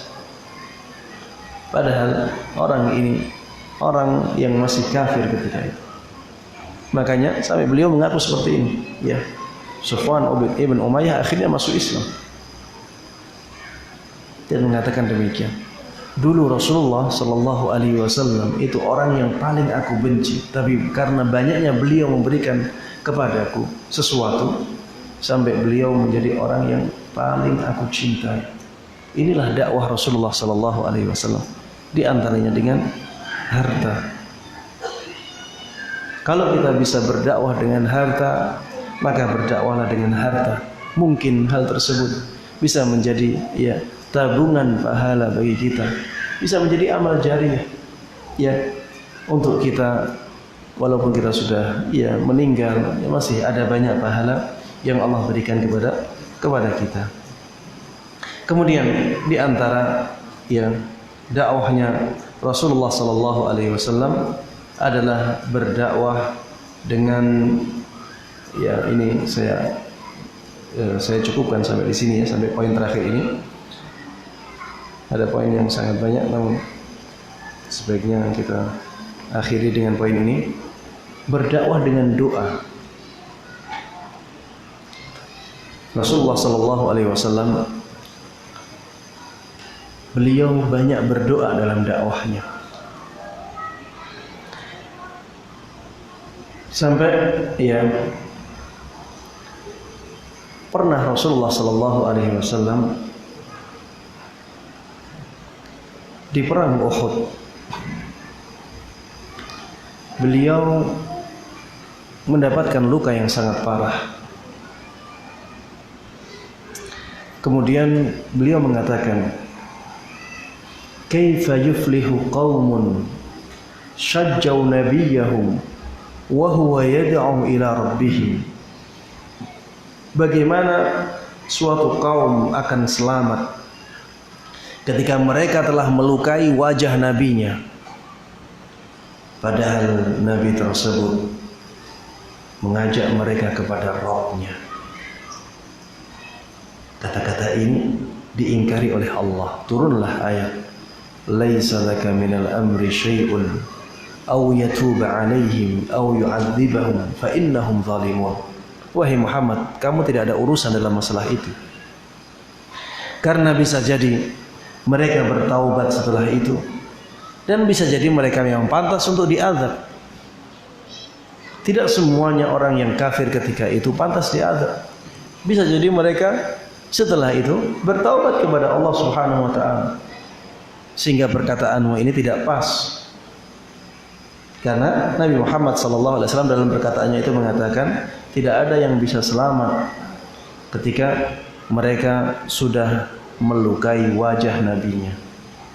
Diingatkan oleh Allah Subhanahu wa taala, tidak demikian. Bisa jadi ada yang bertaubat di antara mereka. Setelah itu Rasulullah katakan, Allahumma ghfir li qaumi fa innahum la ya'lamun. Ya Allah, ampunilah kaumku karena mereka orang-orang yang tidak tahu. Dengan doa, akhirnya banyak dari orang-orang kafir yang mengikuti perang Uhud mendapatkan hidayah. Coba, siapa yang mendapatkan hidayah di antaranya yang terkenal? Khalid ibn Walid, Saifullah al-Maslul. Siapa lagi? Abu Sufyan, pemimpin tertinggi kaum musyrikin ketika perang Uhud, masuk Islam. Istrinya masuk Islam. Istrinya Abu Sufyan, Hind. Kemudian siapa yang membunuh Hamzah? Siapa? Wahsy. Akhirnya masuk Islam, ya. Kemudian Ikrimah, anaknya Abu Jahal, akhirnya masuk Islam. Istrinya Ikrimah akhirnya masuk Islam. Dan masih banyak yang lainnya, banyak yang akhirnya masuk Islam karena doa Rasulullah sallallahu alaihi wasallam. Ketika di Makkah, Rasulullah sallallahu alaihi wasallam banyak berdoa. Dengan doa beliau, Allahumma a'izzal Islam bi ahabbi hadaini ar-rajulaini ilaika bi Abi Jahl atau bi Umar ibn al-Khattab. Kata Ibnu Umar radhiyallahu anhuma, dahulu Rasulullah sallallahu alaihi wasallam pernah berdoa, ya Allah, kuatkanlah agama Islam ini dengan salah satu dari orang yang engkau cintai, dengan Abu Jahal atau Umar ibn Khattab. Maksud beliau, ya Allah, mana yang engkau cintai dari dua orang ini, maka kuatkanlah Islam dengan orang tersebut.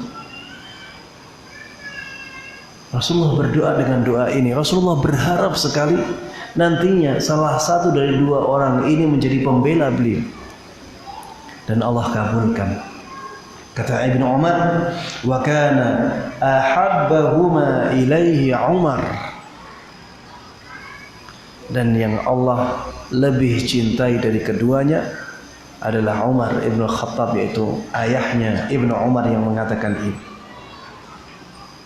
Jadi Rasulullah berdoa, mendoakan kaumnya agar mendapatkan hidayah. Maka ketika kita berdakwah juga demikian. Kita dakwai masyarakat dan kita doakan agar masyarakat tersebut mendapatkan hidayah, dibuka pintu hatinya oleh Allah Subhanahu wa taala. Ada kisah yang sangat menakjubkan dari sahabat Abu Hurairah radhiyallahu anhu dalam masalah ini. Sahabat Abu Hurairah mengatakan, dulu aku selalu mendakwahi ibuku untuk masuk Islam. Ketika itu ibuku dalam keadaan musyrik. Abu Hurairah sudah masuk Islam, ibunya masih dalam keadaan musyrik. Kemudian aku mendakwahi beliau terus, mendakwahi ibuku terus. Dan suatu ketika aku mendengar dari ibuku ini perkataan yang sangat tidak baik terhadap Rasulullah SAW. Mungkin ibunya emosi sampai akhirnya ibunya mencela Rasulullah SAW. Akhirnya sahabat Abu Hurairah merasa sangat terpukul. Didakwahi kok malah demikian. Akhirnya datanglah sahabat Abu Hurairah radhiyallahu anhu ya kepada Rasulullah sallallahu alaihi wasallam dalam keadaan beliau menangis. Sahabat Abu Hurairah menangis karena keadaan ibunya musyrik, dan ketika beliau terus mendakwahinya malah mengatakan kata-kata yang tidak baik terhadap Rasulullah sallallahu alaihi wasallam. Maka sahabat Abu Hurairah mengatakan, "Ya Rasulullah, inni kuntu ad'u ummi ilal Islam." Wahai Rasulullah sallallahu alaihi wasallam, aku asalnya yang mengajak ibuku agar dia masuk Islam. Fata'ba alayya, tapi dia menolaknya. Fada'awtuha al-yawm fa asma'atni fika ma akrah. Tapi hari ini ketika aku mendakwahinya untuk masuk Islam, malah dia mengatakan kata-kata yang tidak baik terhadap engkau, tentang engkau, mungkin mencela. Fad'allah an yahdiya umma Abi Hurairah. Maka sahabat Abu Hurairah ini mengatakan, wahai Rasulullah, doakan ibunya Abu Hurairah agar dia masuk Islam. Faqala Rasulullah sallallahu alaihi wasallam. Maka Rasulullah sallallahu alaihi wasallam pun berdoa, Allahumma hdi umma Abi Hurairah. Ya Allah, berikanlah hidayah kepada ibunya Abu Hurairah. Fakharajtu mustabshiran bida'wati nabiyillah. Maka aku pun akhirnya sangat senang dengan doanya Rasulullah ini. Falamma ji'tu fasirtu ila al-bab fa idza huwa mujafin. Ketika aku sampai ke rumah, maka aku pun di depan pintu. Ketika tak buka, ternyata pintunya terkunci. Fasami'at ummi khashfa qadami, dan ibuku mendengar suara langkahku. Faqalat makanaka ya Aba Hurairah. Maka ibuku mengatakan, sudah di situ dulu wahai Abu Hurairah. Wa sami'tu khadkhadatal ma, maka aku pun mendengar ada suara gemercik air. Thumma qalat, kemudian ibuku mengatakan, ya Aba Hurairah, asyhadu an la ilaha illallah wa asyhadu anna Muhammadan abduhu wa rasuluh. Ibuku akhirnya masuk Islam, mengucapkan syahadat dengan doanya siapa? Rasulullah sallallahu alaihi wasallam. Kemudian sahabat Abu Hurairah mengatakan, faraja'tu ila Rasulillah sallallahu alaihi wasallam fa ataituhu wa ana abki minal farah. Ketika itu pun aku kembali ke Rasulullah sallallahu alaihi wasallam dalam keadaan aku menangis saking bahagianya. Ya, ini hadis sahabat Abu Hurairah, ya, kisah sahabat Abu Hurairah ini diriwayatkan oleh Imam Muslim dalam kitab sahihnya. Ya, ini menunjukkan bahwa Rasulullah sallallahu alaihi wasallam dahulu ketika berdakwah beliau iringi dengan doa-doa. Ada juga ya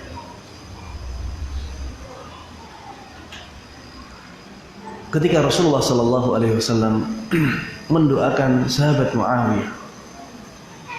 Rasulullah mendoakan sahabat Muawiyah dengan doa Allahumma hdi bihi. Ya Allah, berikanlah petunjuk dengannya atau melaluinya. Allahumma hdi bihi. Berikanlah petunjuk kepada manusia melalui sahabat Muawiyah radhiyallahu anhu.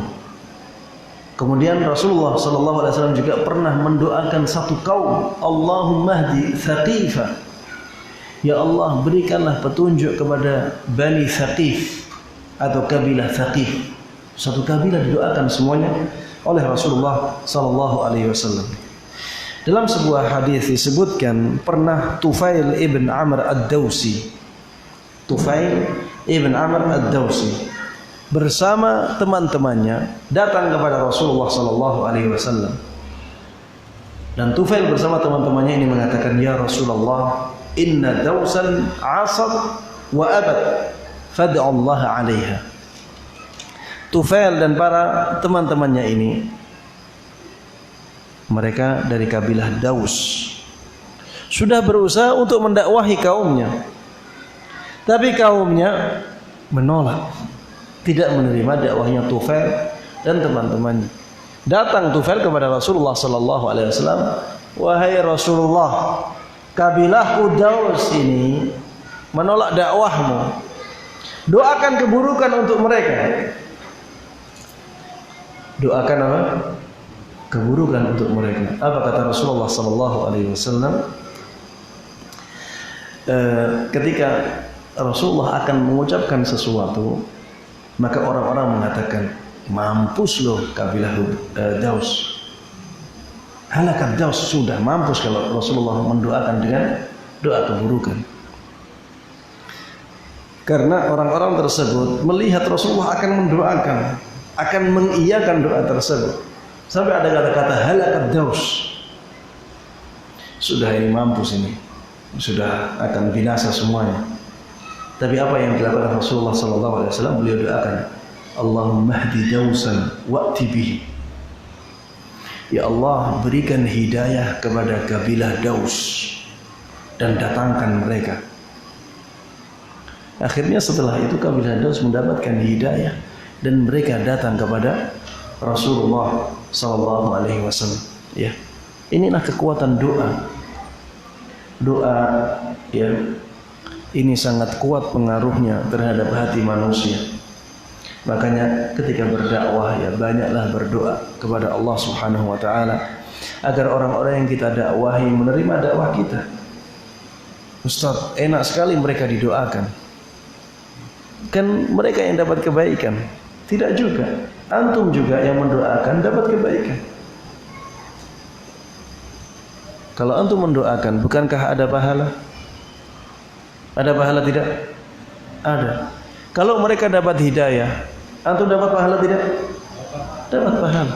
Jadi amal jariah antum. Ya. Maka berdoalah ya dengan doa-doa kebaikan untuk orang-orang yang kita dakwahi sebagaimana dahulu dilakukan oleh Rasulullah sallallahu alaihi wasallam. Ya, demikian yang bisa saya sampaikan dalam kesempatan kali ini. Mudah-mudahan kita bisa mencontoh ya bagaimana dakwah Rasulullah sallallahu alaihi wasallam sehingga dakwah kita ini benar-benar berhasil, benar-benar diberkahi oleh Allah Subhanahu wa taala dan membawa manfaat yang besar ya bagi masyarakat dan kaum muslimin ya, khususnya di Indonesia ini. Amin amin ya rabbal alamin. Sallallahu wasallam wa baraka ala nabiyyina Muhammadin wa ala alihi wa sahbihi wa man tabi'ahum bi ihsan ila yaumiddin walhamdulillahi rabbil alamin. Silakan kalau ada yang bertanya.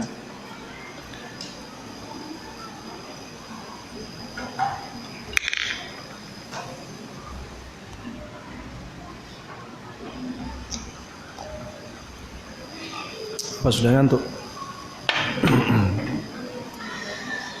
Baik, tidak ada pertanyaan?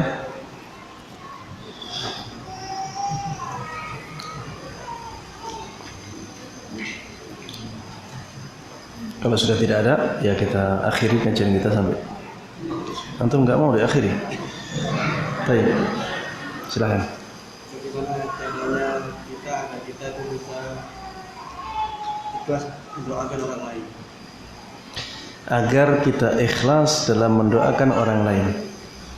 Ya, di antara caranya adalah yang pertama, antum harus ingat ya bahwa ketika antum mendoakan orang lain, ya sebenarnya antum itu berbuat baik kepada diri antum sendiri. Ingat hal ini. Dan dalam semua kebaikan demikian. Ketika kita mendoakan orang lain, kita berbuat baik. Ingatlah bahwa manfaat dari perbuatan antum itu lebih besar manfaatnya terhadap diri antum daripada terhadap dia. Jadi ketika kita mendoakan orang lain, kita yang lebih banyak mendapatkan manfaatnya. Dia mendapatkan manfaat, tapi kita lebih banyak. Dari sisi dapat pahala, ya dari sisi nanti bisa jadi amal jariah bagi kita. dan juga pahala-pahala yang lainnya, sehingga kita bisa ikhlas, bisa benar-benar tulus dalam mendoakan teman kita. Allah Subhanahu wa taala mengatakan, "Man 'amila salihan falinafsihi wa man asaa fa'alaiha." Barang siapa yang beramal saleh, maka sesungguhnya amal tersebut untuk siapa? Untuk dirinya sendiri. Sebaliknya, barang siapa yang melakukan keburukan, maka sebenarnya dia mencelakakan dirinya sendiri. Ketika kita mendoakan orang lain, ini amal saleh. Amal saleh tersebut sebenarnya untuk diri kita sendiri. Memang ada manfaatnya untuk orang lain, tapi yang mendapatkan manfaat terbesar dari amalan saleh tersebut adalah diri kita sendiri. Dan ingatlah hadis Nabi Muhammad sallallahu alaihi wasallam yang mengatakan bahwa doa seorang muslim untuk muslim yang lainnya dalam keadaan tidak diketahui oleh orang yang didoakan itu mustajab.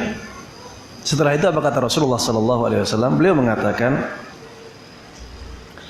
inda ra'sihi malak, di samping kepalanya ada malaikat. Apabila orang tersebut mendoakan saudaranya dengan kebaikan, malaikat tersebut mengatakan, amin walaka bimithl.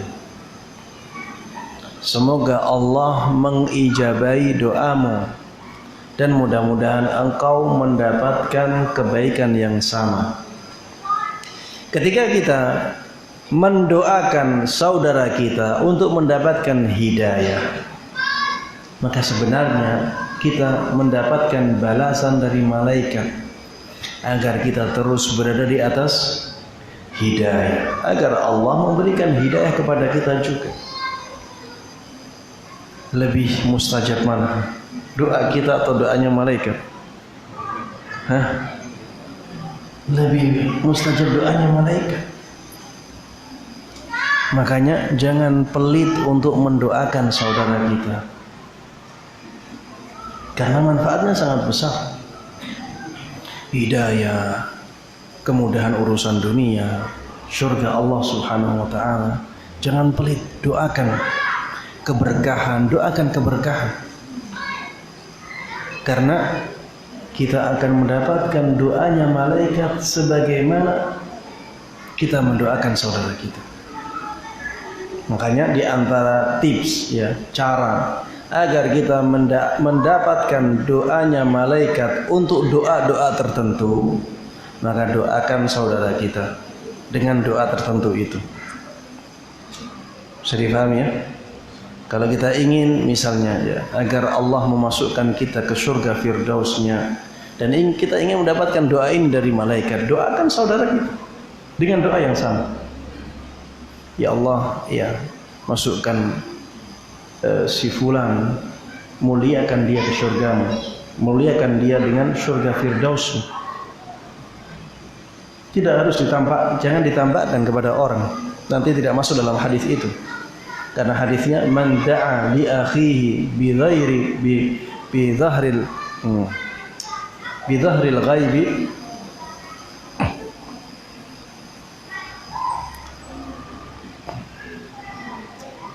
du'aul muslimi da'watul muslimi li akhihi bi dhahril ghaibi mustajabah. Hadisnya demikian, bahwa doanya seorang muslim untuk saudaranya sesama muslim ketika tidak diketahui oleh dia. Jadi kata-kata bidhahril ghaib, jadi orang yang didoakan tidak tahu, mustajab, baru itu mustajab. Kemudian ada tadi bahwa di sana ada malaikat yang mengaminkan doa. Dan para nabi dulu demikian ya, para nabi dulu mendoakan. Nabi Nuh misalnya, Rabbi ufirli wali walidayya waliman dakhala baitiya mu'mina walil mu'minina wal mu'minat. Ini doanya Nabi Nuh. Ya Allah, ampuni aku, ampuni kedua orang tuaku, ampuni orang-orang yang masuk ke dalam rumahku, dan ampuni kaum mukminin dan kaum mukminat. Doanya Nabi Ibrahim misalnya, Rabbana ufirli wali walidayya walil mu'minina yawma yaqumul hisab. Ya Allah, ya wahai Rabbku, ya ampunilah dosaku dan dosa kedua orang tuaku dan dosa kaum mukminin pada hari hisab nanti. Rabbi ja'alni muqimas salati wa min dzurriyyati. Ya Rabb, ini doanya Nabi Ibrahim juga, jadikanlah aku sebagai orang yang mendirikan salat dan juga keturunan-keturunanku. Di dalam doa yang lain, wajnubni wa baniya an na'budal asnam. Doanya Nabi Ibrahim juga, jauhkan aku dan anak-anakku dari beribadah kepada berhala-berhala, kepada sanam. Ini ya menyebut orang lain dalam doa. Ya, ini sangat bagus ya, dan kita yang dapat manfaatnya. Yang dapat manfaat terbesar dari doa tersebut adalah kita sendiri ya. Dengan kita punya pola pikir yang seperti ini ya, kita akan ikhlas, kita akan mudah, dan kita akan ringan untuk mendoakan orang lain ya. Taib. Ada pertanyaan lain? Taib ya, sudah hampir jam 8 ya, kita akhiri kajian ini sampai di sini. Mudah-mudahan apa yang kita dapatkan bermanfaat bagi kita semuanya. Mudah-mudahan Allah berkahi ilmu kita, dan mudah-mudahan Allah berikan taufiknya kepada kita untuk bisa mengamalkan dan menyebarkan ilmu ini dengan baik dan mudah. Amin amin ya rabbal alamin. Wa sallallahu wa sallama wa baraka ala nabiyyina Muhammadin wa ala alihi wa sahbihi wa man tabi'ahum bi ihsanin ila yaumiddin. Wa subhanakallahumma wa bihamdik asyhadu an la ilaha illa anta astaghfiruka wa atubu ilaik. Wassalamu alaikum warahmatullahi wabarakatuh.